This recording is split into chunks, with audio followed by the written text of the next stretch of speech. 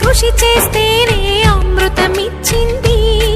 అవరోధాల దీవుల్లో ఆనంద నిధి ఉన్నది.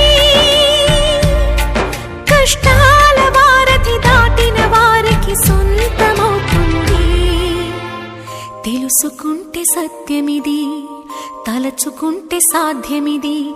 మౌనంగానే ఎదగమని మొక్క నీకు చెబుతుంది.